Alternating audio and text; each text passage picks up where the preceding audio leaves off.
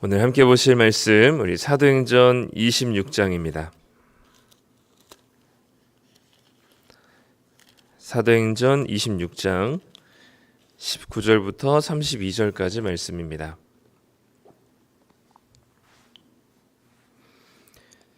신약성경 234쪽에 있습니다. 26장 19절부터 32절까지 말씀 우리 한 목소리로 함께 읽도록 하겠습니다.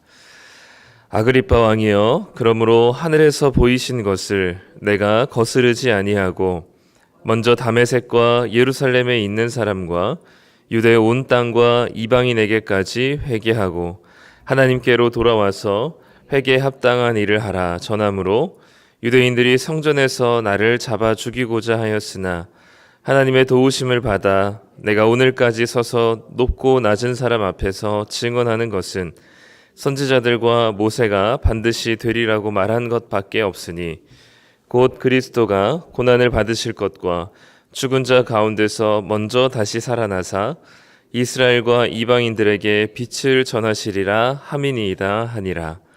바울이 이같이 변명하매 베스도가 크게 소리내어 이르되 바울아, 내가 미쳤도다. 내 많은 학문이 너를 미치게 한다 하니 바울이 이르되 베스도 각하여 내가 미친 것이 아니요 참되고 온전한 말을 하나이다. 왕께서는 이 일을 아시기로 내가 왕께 담대히 말하노니 이 일에 하나라도 아시지 못함이 없는 줄 믿나이다. 이 일은 한쪽 구석에서 행한 것이 아니니이다. 아그리빠 왕이여, 선지자를 믿으시나이까? 믿으시는 줄 아나이다. 아그리빠가 바울에게 이르되 내가 적은 말로 나를 권하여 그리스도인이 되게 하려 하느냐. 바울이 이르되 말이 적으나 많으나 당신뿐만 아니라 오늘 내 말을 듣는 모든 사람도 다 이렇게 결박된 것 외에는 나와 같이 되기를 하나님께 원하나이다 하니라. 왕과 총독과 버니게와 그 함께 앉은 사람들이 다 일어나서 물러가 서로 말하되 이 사람은 사형이나 결박을 당할 만한 행위가 없다 하더라. 이에 아그리빠가 베스도에게 이르되 이 사람이 만일 가이사에게 상소하지 아니었더라면 석방될 수 있을 뻔하였다 하니라. 아멘. 네, 오늘 우리 26장 말씀 우리 함께 보도록 하겠습니다. 이제 바울이 이제 아그리빠 왕 앞에서 이제 자기의 마지막 변론을 하고 있는데요. 이 변론의 기회가 이제 바울에게는 전도의 기회가 되어서 오늘 우리가 짧게 이제 읽은 본문을 보면 바울의 되게 거침없는 그리고 모든 이 이야기와 대화를 바울이 주도하고 있는 것 같은 느낌이 많이 듭니다. 그래서 이 바울은 이 시간이 바울 자신이 고백했던 것처럼 시간이 짧으나 기나 말이 적으나 많으나 예수님을 전하는 데에 이 바울이 목적이 있었음을 이제 보여주게 되고요. 틈이 되면 또 시간만 허락한다면 바울은 자기가 만난 예수님에 대한 이야기를 할 수 있는 사람이었던 것 같습니다.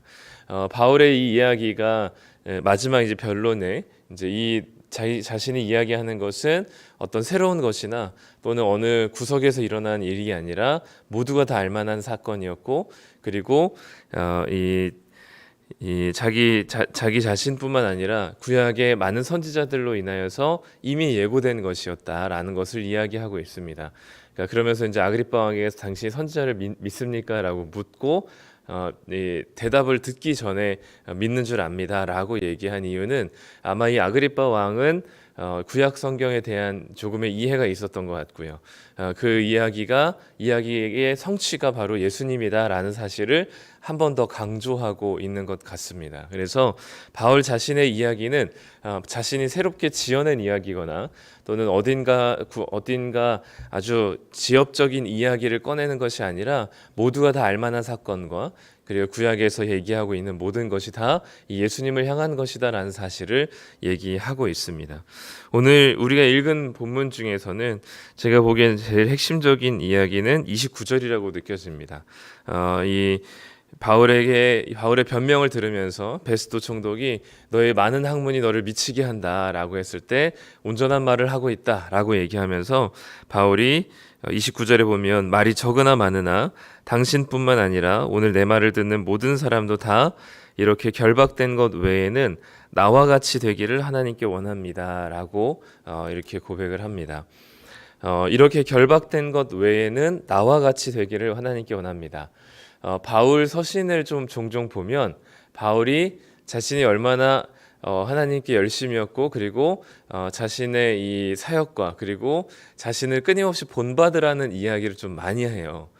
바울 서신서에 보면 나와 같이 또는 내가 이렇게 열심인 것 같이 아니면 내가 얼마나 하나님 복음을 위해서 이렇게 헌신했는지 아느냐라는 이런 식의 이야기들이 많이 있거든요. 근데 이거는 우리가 일면 자랑이라고도 볼 수 있고 교만함이라고도 볼 수 있는데 오늘 본문처럼 자신과 같이 복음에 미친 사람들이 되기를 원하는 마음이 사실 더 큰 것 같습니다.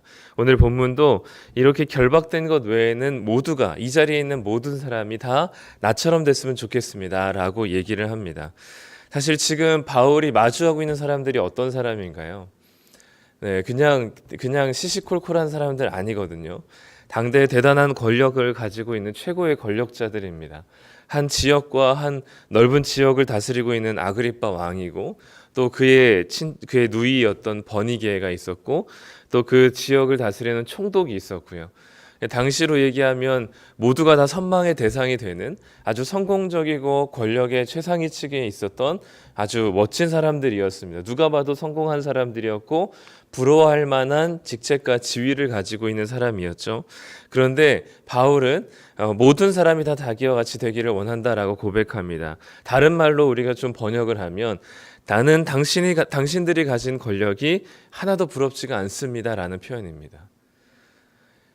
지금 많은 권력자 이 세 명뿐만 아니라 오늘 그 끝에 보면 32절에 보면 30절에 보면 왕과 총독과 버니게와 그 함께 앉은 사람들이 다 일어나서 그러니까 이 세 명만 있었던 게 아니라 당시 이 사람들을 위시한 권력자라고 하면 권력자인 많은 사람들이 이 자리에 머물러 있었던 거죠. 바울의 얘기를 듣고 있었던 것입니다. 사실 세상에서 보기에는 가장 성공하고 부러워할 만한 사람들은 이 아그리빠 왕이고 베스도 총독이죠. 이들을 비롯한 이 권력자들인 것이죠. 그런데 바울은 이 권력자들 앞에서 나는 당신들이 가진 권력이 하나도 부럽지가 않습니다. 오히려 내가 가진 예수의 이름이 제일 큰 자랑이고 제일 큰 지혜입니다. 그래서 당신들이 나와 같이 이 예수의 이름 앞에 회개하고 돌이키기를 원합니다라고 자신 있고 당당하게 이야기할 수 있었던 것이죠. 그럼 우리는 또 우리에게 적용을 해봐야 되겠죠. 나는 과연 내가 세상에서 제시하는 여러 가지 부러워할 만한 조건들이 나에게는 부러움의 대상인가 아닌가가 우리가 스스로 생각해 봐야 될 문제입니다.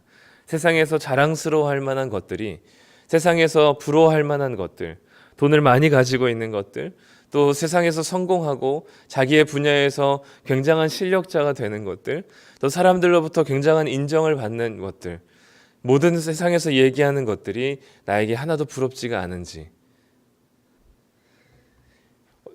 대중가요 가수 중에 장기하 씨가 만든 하나도 부럽지가 않아라는 말처럼 정말 하나님 앞에서 그리고 내 양심을 생각해 봤을 때 정말로 나는 이런 것들이 또 세상에서 제시하는 이런 것들이 부럽지가 않은지, 그리고 그것보다도 예수 이름을 아는 것이 정말 가장 큰 자랑이고 많은 사람들이 자신처럼 예수의 이름에 소망을 두고 살아가기를 소망하는지, 그것이 우리에게 물어볼 질문이 될 것 같습니다. 성도님들은 어떠신가요? 바울과 같이 많은 권력자들 앞에서 또 사실 이거는 이렇게까지 크게 생각하지 않아도 그냥 이렇게 오랜만에 만난 친구들과 자리에서 친구들의 잘 나가는 친구들, 또는 자녀들이 아주 멋지게 잘 풀리는 친구들, 또 남편이 또 승진이 잘 되고 또 열심히 사회적으로 성공하고 나름 이름값을 하는 남편을 둔 친구들, 또 아니면 아내를 둔 친구들을 오랜만에 만났는데 그런 친구들의 자랑과 친구들의 보여지는 모습들이 부럽지 않은지, 우리는 무엇을 부러워하고 어떤 게 우리의 자랑이 되고 있는지를 고민해 봤으면 좋겠습니다. 이 바울이 이런 권력자들 앞에서도 지금 자기가 체포된 것 이외에는 모두가 다 자신처럼 되기를 원한다라고 얘기했었던 이 바울의 진심이 이들을 당장에 바꾸진 않았지만 아마 이들이 가진 권력과 가지고 있는 부와 재산에 있어서 조금의 금을 가게 하는, 아니면 조금의 균열이 되게 하는, 그래서 자신이 가지고 있었던 이 권력과 이 부가 얼마나 이 바울이 가지고 있는 예수의 이름 앞에 얼마나 하찮은 것인지를 아마 다시 돌아보게 되는 계기가 되지 않았을까 싶습니다. 이 바울의 변호를 듣고 난 많은 사람들의 한 가지 결론은 이 사람이 체포될 만한, 이 사람이 구속될 만한 혐의점이 하나도 없다라는 것이었습니다. 이 사람이 가이사에게, 황제에게 상소하지 않았으면 아마 지금쯤은 풀려나 있을 것이다라고 얘기하면서 이 이야기는 마치게 됩니다.